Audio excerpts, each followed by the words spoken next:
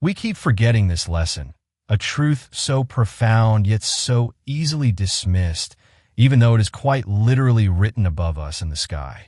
It's as if someone or something at the moment of creation etched this wisdom into the cosmic tapestry, knowing full well that we, in our hurried, earthbound lives, would have trouble keeping it in mind. We're made of moods.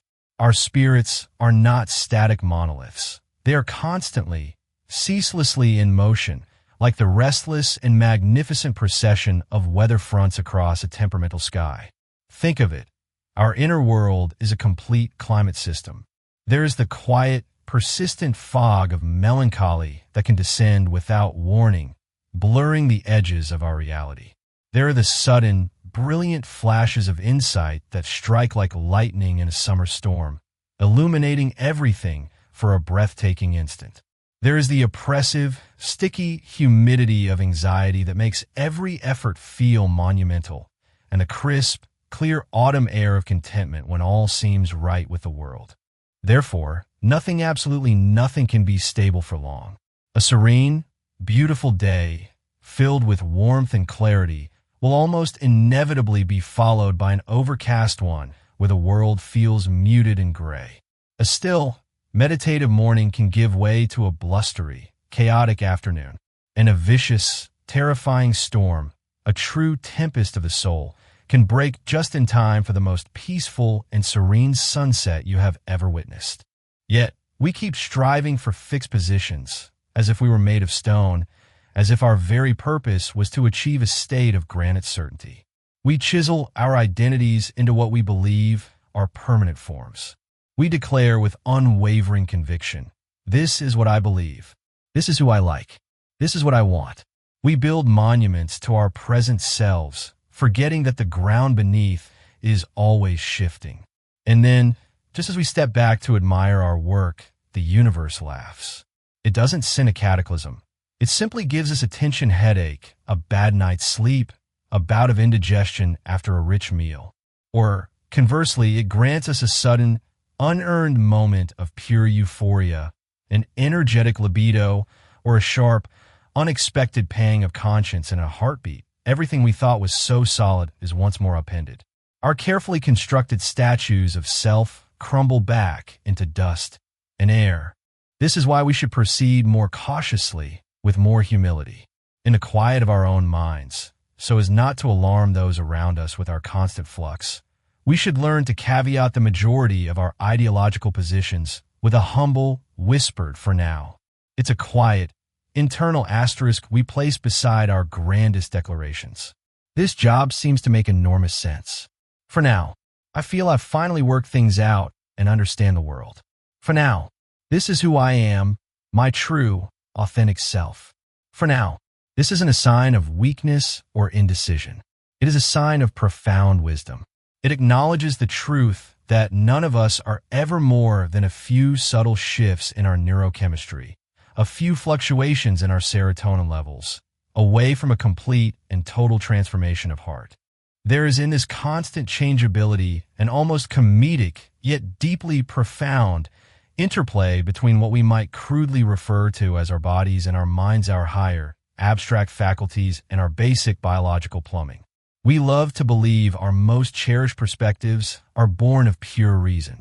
Our views on politics or love, our critical assessment of a book, our judgment of a friend, we imagine these are built on disinterested, solid ground, the product of the nobler parts of our intellect. But we consistently fail to recognize the extent to which what we are convinced of at any given point is really the direct, unfiltered outcome of our physical state. Consider the Monday morning philosopher. After a restful weekend, a good meal, and a sunny walk, he feels optimistic, his mind clear. He might draft a plan to solve world hunger or feel a deep, compassionate love for all of humanity. He is convinced of the goodness of people. Now meet the Tuesday afternoon cynic.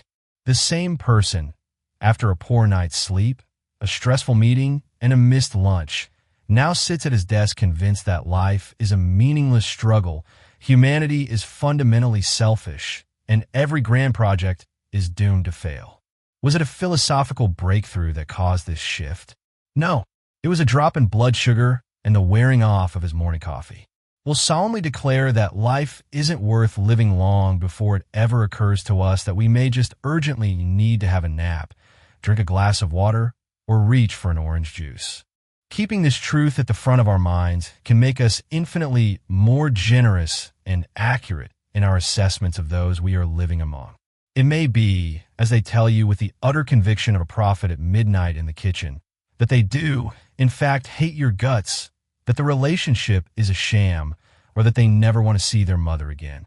The words hang in the air with the weight of absolute truth, and you might be tempted to believe them, or you might remember the weather.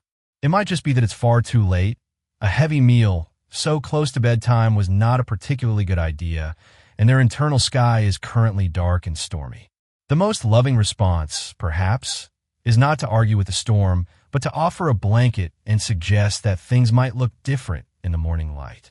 This understanding that we are all just a patchwork of moods can be a particular assistance, a true lifeline, in those bleak states when we can't see a single sliver of blue in our own inner sky.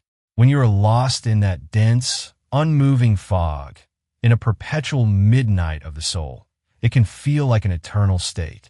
But we should have the experience, the memory, to know that even though we don't, right at this moment, have any idea what can possibly shift our condition, we don't have to. Our job is not to fight the weather, but to endure it. If we can just sit within that inner jet stream long enough, if we can just wait, something will eventually come along, a kind word from a stranger, a forgotten song on the radio, the simple warmth of the sun on our skin, and it will be enough to push our horrors away. Just as, more somberly, whenever we find ourselves in a period of such effortless joy that we can no longer even imagine any reasons why we were ever sad, a state of what we might call sunshine amnesia, we should, with humility, always remember the coming autumn gales. We stumble, we fall, we cause pain to ourselves and others because of our tendency to too quickly and too loudly declare, "This is me, and this is how it will always be." It almost never is. You are not the storm. You are not the endless sunshine. You are the sky that holds all of it. What you are experiencing is a heat wave, a squall, a gentle spring shower, a glorious Indian summer. We want so desperately to be solid, to be predictable, to be stone. But we can only ever be air and water, gas and heat, current and front. So let us learn to take most of what we believe at any single moment with a dose of wholehearted, amused skepticism. And let us carry with us, always, an umbrella. And in carrying that umbrella, we find not a burden, but a liberation. It is our quiet acknowledgement that we are part of nature, not separate from it. It allows us to greet the inevitable downpour not with frustration, but with a knowing peace. We learn to find beauty in the dramatic gray of a storm cloud as much as in the brilliant gold of a sunrise.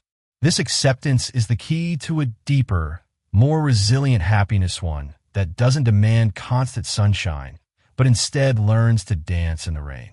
We are not flawed for changing. We are alive because of it.